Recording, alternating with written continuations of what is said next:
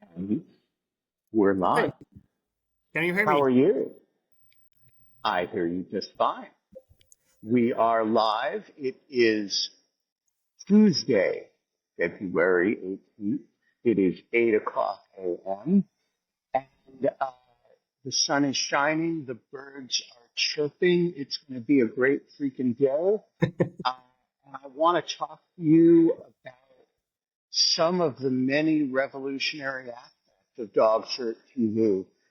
Because, you know, it is a goddamn revolution in morning television. And one of the revolutionary aspects about it is that, you know, if I have to catch a flight to Miami in the morning and, you know, I don't cancel the show. I don't, you know, I just do it from the airport. That's amazing. And, you know, we've got National Airport on in the background, and we've got people walking by who think I'm a deranged madman or maybe a crazy narcissist who's got no problem just talking to a camera in public. And one of the revolutionary aspects of the show, and there are many, is that when I do this, you know, just in case there's a technical problem, I arrange with a Canadian co-host to back me up so that, you know, in the event that I am delayed at TSA, and I want to commend the people at TSA today who did a remarkable job of shuttling us through with mindful attention to the fact that I had to be at a table on the other side by 8 o'clock in order to go live on time. But in the event that I was not, or in the event that there was some technical glitch, the Canadian co-host, aka Alicia Wanless, would be here. And, you know, I asked her to do it, and she was, you know, a little bit resentful about it in that Canadian sort of way. But she stood up and did it. And another one of the revolutionary aspects of Dog Shirt TV, and as I say, there are a number of them, is that a Finnish co-host might say to me on the other day, hey, I have this colleague who wants to vent about Munich, and we would say, just sure, come on, knowing very little about him. And the yet another aspect of the revolutionary qualities of Dog Shirt TV, and as I say, there are a lot of them, is that the Finnish co-host who invited him might turn out to be the one who was late.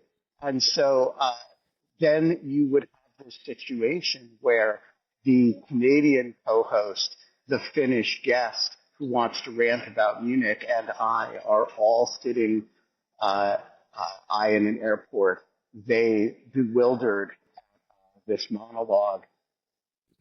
And that's, as I say, we are not allowed to have fun anymore, but we are allowed to have a Canadian, a Finn, and an American in an airport all hanging out and another together. Finn with a Swedish name. Yes, and this would now be the first time the show is plurality Finnish. You're not allowed. We're not allowed to have fun anymore. Yeah, we're not allowed to have fun anymore, but we all are allowed to have Joel Linnainmäki. That's good. What's the correct pronunciation? So my first name is very Finnish. Very universal. You can pronounce it any way you want. Joel, Joel. But my surname, as you mentioned, is very extremely Finnish. And there's 3 of us in Finland, actually. It's pronounced Linnainmäki, but there's only me, my mom, and my little sister. And it's very hard to explain to anyone when I travel abroad. So I'm happy that I'm not at an airport at the moment, but at home. Well, you're at an airport in spirit. Exactly. Yeah. You're virtually at an airport. Minna, why don't you introduce our guest properly, and let's give him the chance to vent, because that's what it's all about. So here's our guest. I think she's rather well known. Her name is, I believe, Margaret. Jokes aside, I'm I'm on the go. I'm at somebody else's meeting room, but I thought that this is a really weird thing to have here. Yeah. Hilarious. Anyways. It's excellent. So Joel and I were colleagues at the Finnish Institute of International Affairs until very recently, and we were working a lot together on sort of Finland's bilateral defense cooperation relationships and stuff like that. And actually, we have this funny story about Joel's name from Sweden, that the Swedes would pronounce his name as Joel, and that totally cracked us up. And since then, he's Joel to me. So yeah, a great name to have. So Joel, actually, you will have to tell me your current focus in research, but you're really an expert in Finnish foreign policy because you were also a special advisor to the previous foreign minister in the previous government. And so what are you actually focusing on this year? Most of the time, you have to tell us that. A lot of NATO stuff, and then preparedness, European economic security, that type of stuff. Yeah. But do you want me to start? Yeah, so actually the background to this, sorry, I was just a little because I need to plug in my phone. So anyways, I'm almost ready for this. But so I was just so basically the reason to invite Joel today was that he was in Munich at the security conference last weekend. And he isn't too happy about the results and how that went once again. I feel like that's a pretty annual sort of takeaway recently, but so I figured that Doctor TV is the perfect place to vent about whatever didn't please Joel in Munich. Where Finns come to vent about my country's foreign policy. Fair enough. The floor is yours, sir. As they say in the Congress of the United States, the gentleman should take such time as he may require. That's amazing. I'm not sure if my thoughts are very brand new or coherent, but let me start by saying that this was my, I think, 5th time in Munich in total at the conference. So I've seen a couple by now. And of course, as was mentioned when Zelensky was introduced, I think this was his 3rd time since the start of the invasion being at the conference. So I'll start by criticizing Europeans and not Americans to make you guys feel good, Benjamin. But I was pretty annoyed by the fact that, first of all, that was clear to me by the reactions of the European leaders to Vance's speech and to Hexet's comments in the NATO defense ministers meeting on Thursday, that they hadn't considered the possibility that Trump might mean what he's saying. And that's pretty annoying because to me, it's clear that with Trump, what you see and what you hear is more or less what you get. His intention is very clear, even though his policies and statements might fluctuate from day to day. And he was very clear about Ukraine. He is a pathological liar, but he is also completely emotionally transparent and incapable of hiding his intentions. And so on any factual matter, you should consider him both unreliable intentionally and unintentionally. He gets things wrong. He also lies. But on any matter reflecting his intentions or his attitudes, he's actually incapable of being anything but super honest. Yeah, exactly. I completely agree with that take. So the Europeans had time before the election, but especially after the election in November, to prepare for different scenarios, including the possibility that Trump might actually want to force Ukraine into a peace negotiations with Russia. But it's clear that those preparations didn't happen. Instead, what the Commission has been preparing for is a trade war with the US, which I've been saying, and Minna knows this, that I've been ranting about this, that Europe cannot win a trade war with the US if Trump is president and our defense completely relies on Trump staying in NATO and keeping US soldiers in Europe. At a time when there is a major war happening right next to us and at the heart of Europe. So it's clear to me that if I were Trump, I would tell the Europeans that it's nice that you guys have tariffs against us. We're going to, first of all, have counter tariffs, but also you might want to reconsider considering that your security depends on me. Like that's a very easy way for him to put pressure on Europeans. So our focus has been on the wrong thing in Europe, and all these complaints now afterwards about Trump starting the peace process, even though there are very valid concerns and criticisms. It's kind of annoying because we haven't done anything to prepare and to have a unified reaction. So this is like number one thing. Do you have any thoughts on this while I prepare to rant more? Well, we are joined by the estimable Jonathan Rauch, who is here in a bit of a surprise. So, Jonathan, do you have thoughts on this? Well, I'm here to listen and for fellowship in what what is an extremely bleak environment, one in which the constitutional order that Ben and I grew up with is no longer the same. We're not at the part of the movie where we're driving toward the cliff. We're at the part of the movie where the car has gone over it in the United States. And I also assumed there'd be a conversation like this about Ukraine and wanted to listen. My assumption, I'm sorry, Joel, I'm a bit late and I don't know you, but my guess has been that Trump's intention, at least, is some kind of deal that he makes with Russia in which Russia keeps the territory it's got. Ukraine gets some kind of meaningless defense arrangement, and America gets 50% of Ukraine's minerals, and Europe gets nothing. That's what he has in mind, more or less. And that he's rightly gauging that the Europeans and Ukrainians are weak enough to have to accept that deal, and that the larger context is that Trump and the United States have now effectively joined the international network of patrimonialist regimes that Anne Applebaum wrote about in Autocracy, Inc. So we have to assume our government's now on the wrong side of the big global argument about the form and style of government. So that's where I think we are, but I'm here to listen and learn. No, just as a quick response, thank you, Jonathan. The Singaporean, I think, defense minister had this point about the U.S.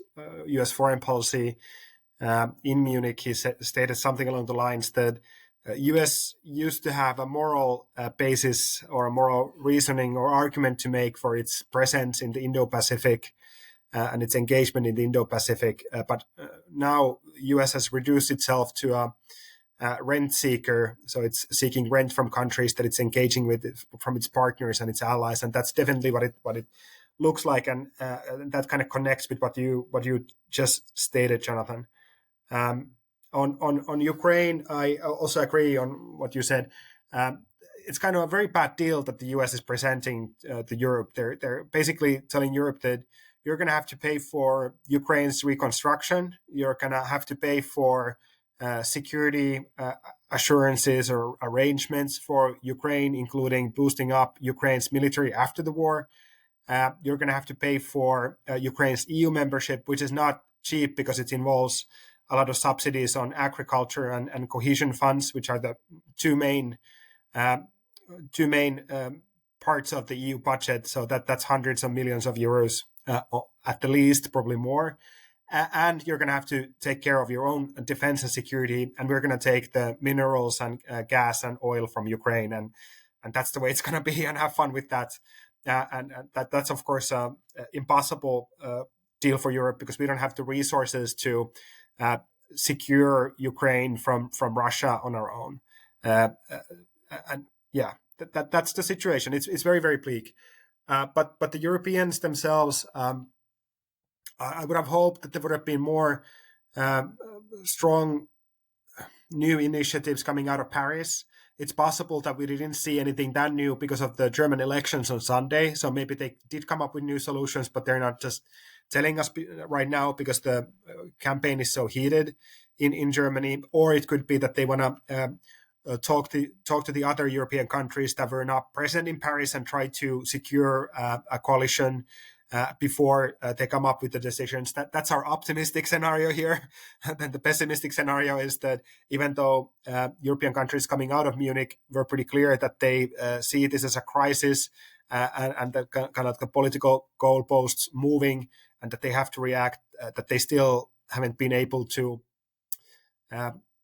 make those decisions which they should have made at least since the beginning of the invasion, but hopefully 10 years ago, mainly investing majorly in our joint defense production and raising up the defense targets, spending targets in individual European countries as well. Alicia, do you have questions before Joel goes on? I mean, I'd be curious to know how much appetite is there across countries, the populations in countries in Europe, for increased European defense spending? So I'll approach this from actually the perspective of Zelensky's speech in Munich. So Zelensky came on stage. He was applauded like he always is in Munich for very good reasons. And he, at least 3 times during his speech, the main plank of his speech was this idea of having a European army that could provide security guarantees for Europe. And the reasoning being that first, Europe can't rely on the US anymore. Second, that Russia is an acute threat to European security. And third, that US in his statement, the US will not provide security guarantees to Ukraine if Europe doesn't provide strong security guarantees first. This was the message. The bad thing is that I think it had a hint of desperation in it. He had a good vision for Europe that I agree with, all of these statements that he made. But if we think about the next 6 months or the next 8 months during which these peace negotiations and talks will happen, all of these things that Zelensky proposed are not going to happen in the next 6 months. But then to answer your question, which was on defense spending, I think we can do, there is political willingness in European countries now to do more because of the sense of having a deep crisis of confidence in the US and on NATO, on our collective defense. But I don't think the political goalposts have moved sufficiently enough for us to realize what Zelensky proposed, which is much more ambitious than just raising our defense spendings to 3% or 3.5%. I would just jump in here and say that, of course, I'm sometimes a little bit irritated about the Europe bashing, in the sense that, yes, for sure, every European country that sort of did nothing after 2014 and ignored all those signs has only itself to blame. But on the other hand, the reason why almost no European country has a proper territorial defense force, apart from maybe Finland and Turkey and Greece, the reason for that is that it was the NATO doctrine after the Cold War, very much sort of encouraged and enforced by the US. It was basically the deal that the US told other NATO allies, look, just get rid of these old school territorial conscription based armies and just have small professional forces that can support us in foreign wars somewhere else. And the problem here is that sort of even the countries who did get the memo in 2014, let's take for example Sweden. So Sweden started already then trying to scale up again its armed forces, maybe not at a sufficient sense of urgency, but anyways, for example, they reintroduced conscription in 2017. Now, so almost 8 years later, they have reached the number of 7,000 conscripts about per year that they managed to train. This is almost nothing. So it will take them I don't know, another 10 to 15 years to reach the level that Finland is still at, because we didn't pause the conscription, which is about 23,000 conscripts per year, which is sort of sufficient to maintain a large reserve force.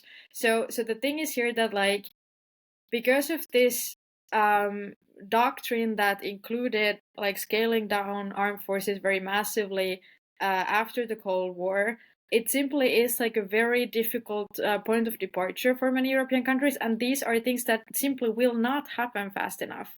So clearly, like, this should have, like, countries should have started like working on this in 2014, definitely. But even those who did are still not there because this simply takes a long time. So I think that it's like sort of a bad faith argument for the Trump administration to come and bash Europe for this, because they know as well as we do that it's simply not possible to do this like at the speed of relevance right now. And this is obviously the main problem, because like Europe is not used to taking any kind of leadership in NATO or on defense, because that was not like the deal, you know. It used to be a good deal for both sides of the Atlantic. The US was pretty happy to lead the Western alliance, and we were happy to have the US lead us. So it is in many ways like a very frustrating sort of like what feels like a very bad faith situation. All right, so you have done the Europe frustration side. Now, give it to us. Okay. Well, first of all, if we consider both Hegset's speech in NATO on Thursday and J.D. Vance's notes to Europeans on freedom of speech on Saturday, or sorry, was it Friday? I can't even recall anymore. As a overall approach between U.S.-European relations, one would have thought that it would be more efficient for Americans and for the Trump administration to try to at least corral the Europeans behind the approach that Trump is taking in the peace negotiations, or even to try to pressure us into giving him something that he could use in the peace negotiations, whether it's reconstruction money for Ukraine or whatnot. And instead, what we got was stick and then more stick and then trolling by the vice president, who is I have to say, like, as my own take, he's a very smart guy. He knows what he's doing. He's a talented politician, even though I completely disagree with him on everything. But he was in Munich last year, and I was there to listen to him. And he can make a coherent argument that one completely disagrees with politically, but that makes sense. And now he decided to spend this opportunity. His problem is not a lack of intelligence. Yes, exactly. I completely agree with that. He knew what he was doing. And he came to Germany 9 days before an election, which is happening this week, Sunday, which is always the most heated part of any political campaign, as we all know. To give a lecture on freedom of speech and on letting the far right into government and into political spaces. And he knew he was provoking the Germans into a strong reaction, and kind of laughing almost throughout his own speech, even at the future European reaction. So that was very frustrating having to listen to, especially considering that even in Helsinki, the Trump administration is now censoring words on Fulbright research applications on words like climate change and even words related to gender. And then he's telling us that we need to let AfD into power in Germany. Not that could go wrong, letting the far right in power in Germany, historically speaking. But finally, the supreme irony of the U.S. Lecturing Europeans on immigration and refugees and how to handle them, when most of the sources of refugees to Europe have been caused by crises where the U.S. has been involved, like Iraq and Afghanistan and Syria, and Germany has just been trying to cope with the facts on the ground and the situation as it happens. So that was very, very thick from J.D. Vance. That was my main take. But I think that the Trump administration thinks, and Trump thinks, that they're very powerful, that they're at the peak of their power, politically speaking. Trump was right about everything. Everybody else was wrong on everything. God has saved him to make America great again. And they're trying to turn Europe into their own reflection by supporting these fringe political movements in Europe. So there's a strong sense of hybris there in my opinion, even though they're also just trolling us and enjoying the reactions that they get out of us. Yeah, so a piece of advice, as somebody who lived through 4 years of the Trump administration trolling, that, there's a little bit of the Stoic philosophers that is worth uh, um, assimilating here. You cannot prevent J.D. Vance from saying the things that he says, but you do get to decide whether or not to be trolled by it. And my advice to Americans has been to respond to the actual policies that he enacts, which are dire enough, and to ignore the rhetoric. And my advice to Europeans is similar, that there's um, now in foreign policy, of course, the relationship between words and policy is closer because words are policy. But I do think that there's always more smoke than fire with these people because their basic strategic instinct is to talk out of their asses and see what happens. And so controlling a little bit for the look, I know JD Vance is trying to troll us, but and sort of stopping the sentence right there, right? And saying, I know JD Vance is going to troll me, so I'm not going to show up to be trolled, is part of the discipline of dealing with this group of people. That's why I started a campaign to send pictures of our feet to Rick Grinnell back in the day, because I thought, really, I refuse to engage him on anything substantive, but if he wants foot pics, I can oblige him with that. And now he's the head of the Kennedy Center. So, that's important, I suppose. Um, uh, Alicia, then Jonathan, then Minna, and then we'll have you respond to whatever comes up. I think there is something in what Vance said that I think that Europeans can't ignore, and that is that there is a, let's call it a sizable minority. I mean, if you look at voter turnout, you're looking at between 20 to 30% of populations in Germany, France, and Spain, for example, that are leaning towards a very right wing worldview. And I think in some ways, Vance is signaling to them that they are being heard, and also that the administration is going to back people like Elon Musk and his use of his technology or whatever he's got available to him to try to embolden them. So I think in many ways, I agree with Ben in that there is this trolling aspect, which is, I think, intended to provoke immediate responses to things that could very much backfire. And it seems like many European countries are actually in a longer term game, which requires thinking through and not just reacting. I don't really have a question on that. More so, it strikes me that it's really hard to be strategic if all we're doing is being provoked into reacting. And I say that also as a Canadian who's getting a lot of, trolling for her country here from south of the border. John? My contribution was actually about the same as Alicia's, which is there's more to trolling than this speech. This looked like the United States announcing that it's part of the axis of cultural Christian nationalist and right-wing parties around Europe, and essentially throwing in with them, which will have a lot of implications over a period of time. Or am I wrong about that? Well, I would just say there is a lot more to trolling. I mean, the basic message of the speech is that the United States is a protection racket. And you're either in or out.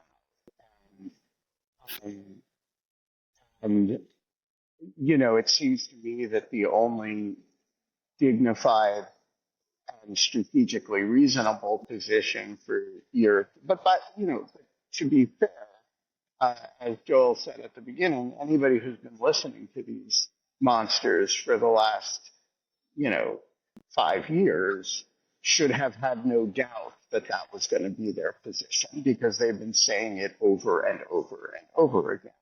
And so, yeah, the only dignified, strategic, reasonable position for Europeans, or for that matter, for Canadians, or for that matter, for Americans, is to refuse to participate in that. But what you don't need to do is to give him the emotional reaction of running around like a chicken with your head cut off, which is what Europeans, kind of never fail to do when Trump makes some comment or Vance makes some comment about the, the mythology of the transatlantic alliance. So I gotta say, first of all, like in defense of European reactions, that we had every right to be outraged by the speech. It was a calculated provocation, of course, but I think that like you still don't have to like it's just something you can't just wave away and be like, well, boys will be boys, MAGA will be MAGA. And I just wanted to say something about this whole thing about like and like sorry for the self PR, but I also posted a link to the chat of my with the link to my latest Substack from yesterday, where I sort of listed 3 things how this can actually backfire. And Minna, what is your Substack called for those out there in Northern YouTube Flank land Notes. and the I think podcast it's land? Northern Say it Flank again. Notes. And Northern yes. Flank Notes. That's so you should go subscribe to Northern Flank Notes. If you're going to do the self-promotion thing, do it proper. Sorry, I'm an awkward Finn. I can't self-promote so well. Anyways, so Yeah, I understand. That's why you have we're American definitely friends, better so at we do it PR. for Like you. that's some culture difference there. Anyways, but so one of my points about the sort of like why this strategy might backfire and why it's not smart to antagonize Europe was that, like Alicia very rightly pointed out, that like it's about 20 to 30, but I would say actually it's more like 20 to 25% in most European countries who vote for the far right. Even in the countries where the far right is in power, such as Italy or Finland, or Sweden, where the far right is also semi in power. So the point is that this is, well, okay, like 1/5 potentially, maybe 1/4 of the electorate. That's like certainly like an uncomfortable number, but it's still very far from any kind of a majority. And what I think that, like, especially obviously that the Trump administration fails to understand is European coalition politics. In Europe, it is perfectly possible to actually win the most votes and still end up not being in government, as happened to the Social Democrats in the last elections in Sweden, for example. So this is like a European specialty, and because the far right still has to govern with other parties because they cannot generate majorities on their own, this is like sort of not a smart strategy, because this leaves like a very sizable majority of Europeans, like 75 to 80%, who were simply thoroughly pissed by whatever Vance said. And I don't think that it's a smart strategy to cater that is still like maybe not a niche political position, but still like a minority position in Europe. And like my reading of that was, and I'm happy to hear what Joel thinks about this, but my reading of the speech was sort of that the US is now under Trump sort of catering to this audience, and they're sort of like offering this kind of new transatlantic relationship that is that rejects the Western liberal democracy and instead wants to like replace it with this far right agenda, and it leaves very little for the rest of Europe who do not sign up to these values. So I just don't think that in terms of US power this is a smart strategy, but I don't think that like smart is anyways like a way to describe this administration. But that's just sort of like on the dynamic of this and to what extent this can also backfire on the US. I don't think it's impossible that in countries like Germany or like elsewhere, when the Trump administration discovers that other countries also have elections and there are also parties they can endorse, this may well like just like piss off voters as well. Like if you have any kind of like unsure voters and they really dislike Trump, and Trump is doing everything he can to be disliked in Europe. So like I think this can go also the other way. Yeah, so just to be clear, I was not in any sense defending J.D. Vance's speech or the Trump administration's broader policy toward Europe, which is really an example of malevolence untempered by incompetence. I was merely suggesting, as Joel did earlier, that Europeans who are surprised by it have been studiously not listening to things that J.D. Vance and Donald Trump have been saying for as long as, both during the first, during their period in political exile. And, this is who they are. This is what they believe to the extent that they have beliefs. And the idea that there was anything surprising about it strikes me as reflecting a European naivete about who these people are, that, those of us who've had to live with them for the last 8 years have shed a long time ago. Yeah, I think like If I could just make a footnote, Ben, people, before we bash the Europeans for this, the entire reason Trump has been reelected is Americans either not paying attention to what he said for 4 years or not believing what he said. So this is not a European phenomenon. This Correct. is the entire world discovering what you and I and a few close observers knew all along, but what most people simply did not pay attention to.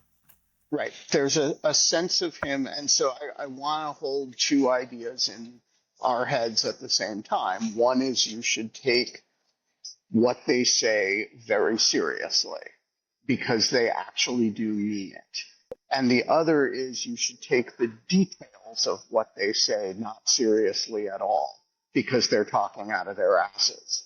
And so there's a weird, he'll throw out the idea that we're going to annex Gaza. We're not going to annex Gaza. We're not going to invade Greenland.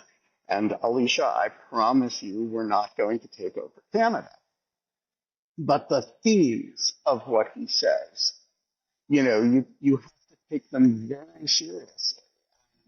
When his hatred of Europe is real, his hatred of Zelensky is real, his admiration for Vladimir Putin is real, and his sense of the fundamental goals of U.S. policy as basically we are the East India Tea Company, only we're the East India Rare Earth Minerals Company. That shit is absolutely real. People have a way of vacillating from getting bogged down in the details and believing that we're about to take over Gaza and displace 2 million Palestinians, which is not going to happen. Or we're about to, declare war on Denmark, which is not going to happen. Vacillating between that and ignoring everything, right? And my point is that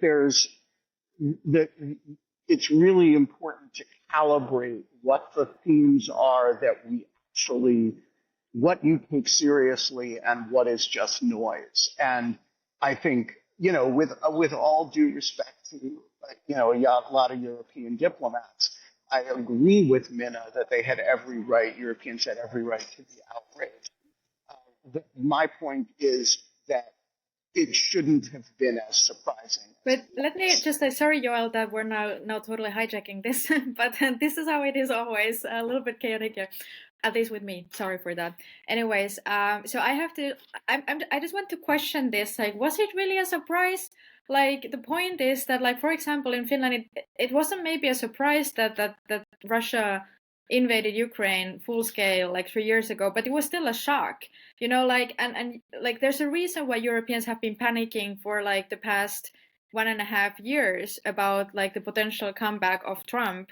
And that is precisely because people have been paying attention to what he's saying and have been paying attention to his very likely agenda. So I don't think that there was like much of a surprise in it.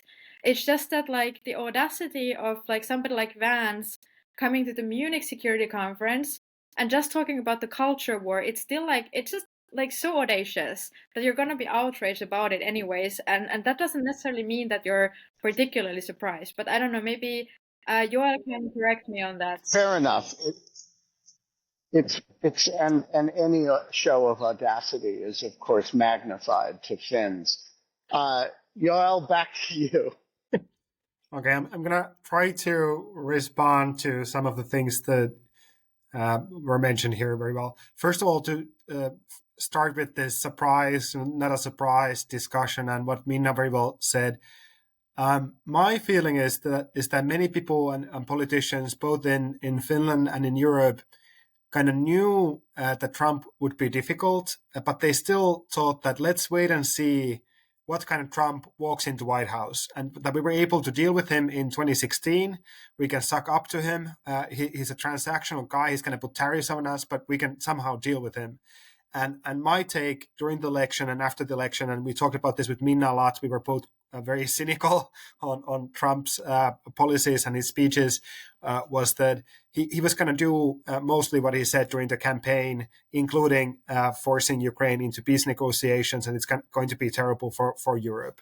But this is, I think, one of the main reasons why EU countries or NATO's European countries, whichever format you want to talk about, weren't in a room after the election thinking about different scenarios and how to respond to them. If Trump does this, we're going to do that, or deciding to boost up our defense and security, because people still thought that, he might have problems with the European Union, he might have problems with NATO, but he likes us as Denmark, or he likes us as Finland, he likes Sweden, he likes Poland, whatever.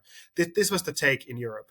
And for just as an individual example from Finland, maybe some of you have noticed that sometimes Trump refers to Finland because, for example, during the California fires, that Finland rakes its forests, and it's a great country because they take care of their forest and they don't have any fires and whatnot. So there were many people in Finland saying that, Trump likes us. He thinks we rake our forests and we have a good relationship with him. And that's not enough when he has problems with NATO as a collective alliance, or doesn't trust his allies, or wants to force Ukraine into a peace. So that's a problem. And then on Trump whispering, just very quickly, on Trump whispering, we in Europe kind of like to think when Mark Rutte was chosen as the SG of NATO, that he was going to be the Trump whisperer, that he can handle Trump. And maybe he can somewhat be part of those conversations that are going to take place over the future of NATO. At least he's going to try to force the Europeans to boost up their defense spending. But I think the real Trump whisperer, to return to this question of culture wars and trolling and nationalism and Christian right in Europe, the real Trump whisperer is, of course, Viktor Orban. And we know that the GOP and maybe the very, very conservative far right of the political movement in the US has been keeping up contacts with both Orban and his party, and holding meetings in Budapest beforehand. So they have this political connection. And this is the example that they want to set for Europe, that we should be more like Hungary, we should be more like Orban. The problem is, of course, two different factors, or related to different factors. First of all, as Minna mentioned, there are far-right parties that are in government right now, like in Italy, Sweden, and Finland, which support Ukraine, which are very pessimistic about Russia and are not thinking along the same lines as Trump is at the moment about the war in Ukraine. And then the second is very simply that even though Farage and his party in the UK, their poll numbers are looking great for them and bad for everybody else, and the AfD is doing good in the polls, they still have to win elections. Now, this is a democracy. These are democracies. And if you don't win elections, if the elections are not happening now, then the political power is elsewhere in a democracy. And this is a very simple matter of power and political life in a democracy. And I just wanted to briefly add to this that, so I personally don't know what else European diplomats should have done. As far as I know, there have been a lot of sort of attempts at figuring out the plan B and C and D. But obviously you can't just go in on a Trump administration before it's even in power and be we're gonna fight you. This is not smart in any way. If we want to be still in on this alliance and we don't want to be the ones to break it.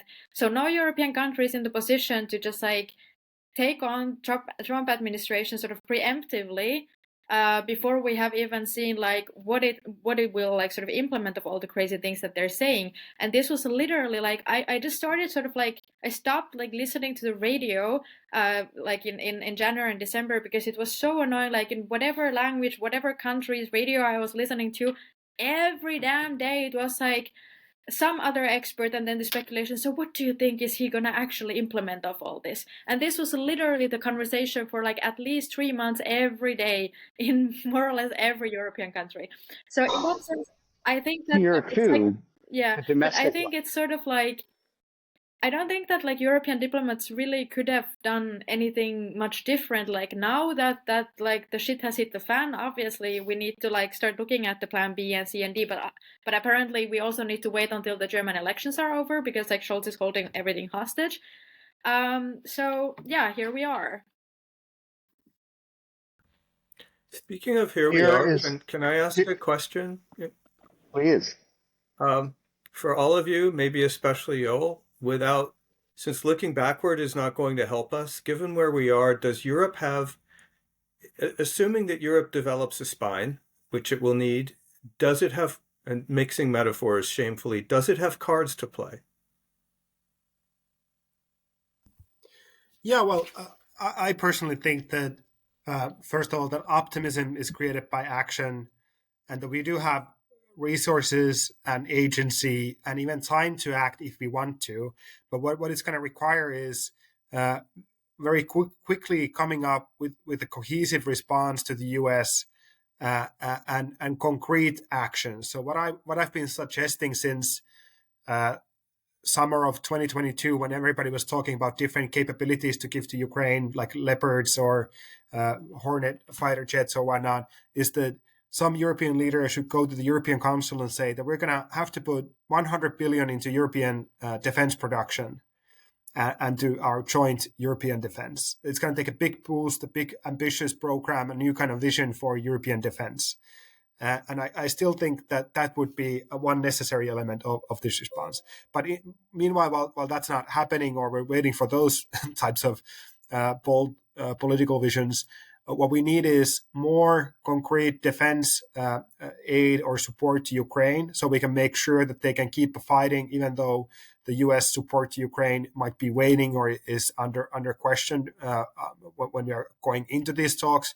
So, for example, the Nordic and Baltic countries, which is composes of 8 states that have been very strong supporters of Ukraine, could come up with our own historically large military and economic aid package to Ukraine to strengthen their hand towards these negotiations. And then secondly, what we need to see from Europe also is weakening Russia to the extent that we can.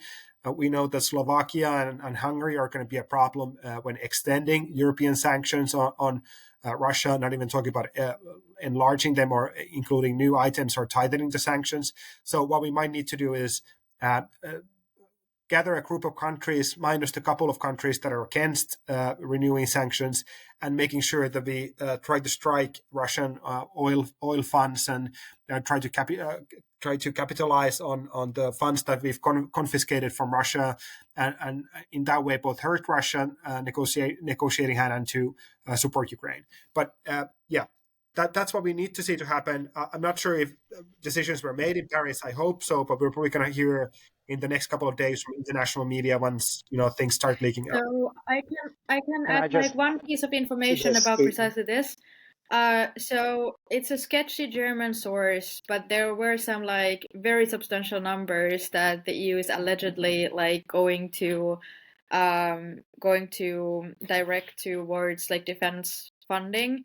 I'm not going to repeat the numbers because I really don't know whether that's accurate, and I haven't seen it anywhere else except that one source. But if that's like anywhere close to close to the truth, then it's going to be pretty substantial. So there's that, but we need to wait and see apparently until after the German elections. All right. I just want to say the details here are super complicated. The principles are super simple. And it is, I don't normally sit in a public place and talk about how Europe should undermine U.S. policy. But having just spent last evening projecting my feelings on this subject onto the Washington Monument, I don't suppose. Look, Europe's job right now is to do two things. One, keep Ukraine in the fight so that we cannot bully them into a grotesque, unfavorable deal that will inevitably be short term. Number two, by doing that and certain collateral things about boosting European independent defense production and capacity, sending a message to the Trump administration that Europe is not completely dependent on the United States for its defense and is in a position, and apologies, Jonathan, for my crudeness in saying it this way, to say, fuck you. And it doesn't have to say the fuck you. It actually just has to show that it can. These are the two major principles. If Europe can't do those things, then it will be subject to either Russian or U.S. Tribute exaction. If it can do those things, it has a lot of cards to play, but it has the traditional European collective action problem, and it's got to get over it, and it's got to get over it now.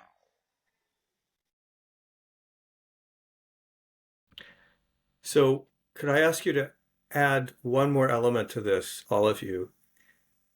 Trump understands power, especially politics, and he backs away when he meets obstacles and political resistance or anything remotely approaching pain. What can Europe do to inflict pain on Donald Trump? Because I think that's what they need to consider. Impose visa requirements on U.S. citizens traveling to Europe on routine business. We have this non-reciprocal relationship in which large numbers of Europeans come here and go through ridiculous visa processes to travel to the United States. And European countries, you just walk in, wave your U.S. passport, and they kind of even give you a privileged line to go through the airport. Make it fucking hurt. Is that going to target Trump voters, though, who don't have passports and have never left the country?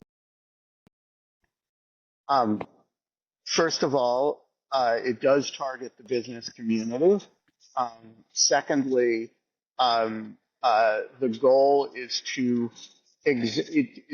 the economic pain of inconvenience trickles down. I have another suggestion. An Arctic alliance. Come on, Nordic countries, Canada. Let's get over this and, sort our own path So we have out. like two problems. We'll be happy to have Canada in the European Union if you guys want to join, since you're neighbors with Denmark. I think there's a contingent who'd like to, and we're very close to, we're still very close. We're close to two. We're close to two parts of Europe. We can be a little flexible about the borders of Europe, I think. Like, usually they've been considered pretty clear to the west, but like, whatever, it's like new times. St. Pierre and Miquelon is right off of Newfoundland. Yeah. We're okay. We got two links. The biggest, France's longest border is in South America. You know, the definition of Europe should be very complicated. I just have, unfortunately, two caveats about the Arctic, and that used to be just Russia, but now it's also the US. So if we're trying to team up against the US, like, it's also unfortunately an issue in the Arctic. But I'm sure that we can work something out. I think that's the point here, is that what we're seeing as neighbor countries, as former friends, is that America is not a reliable partner. We have to stop acting like they are. We have to start acting in our own best interests.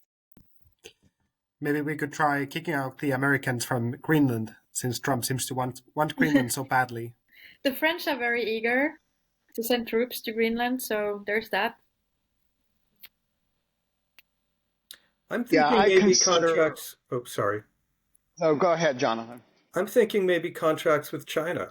Well, that might unfortunately result. So there's many things that can backfire here. On this, I actually wanted to note this is not an unreasonable proposal by Jonathan.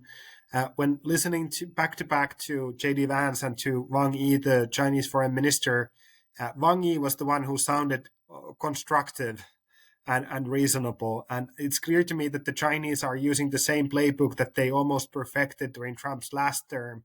So they are presenting themselves as the defenders of multilateralism, and even saying to Europeans all the sweet words that we want to hear at this moment, including that in any peace talks which involve, or any talks that involve European security, Europe needs to be on the table or at the table. So I think that's very smart from the Chinese. I also would like to suggest that the premier of, I believe it was Ontario, who is a man I do not normally spend time praising, canceled all Starlink contracts. Am I correct about that, Alicia? It was one major one. He'd announced I don't know how big it was, but off the top of my head, 10 billion or something.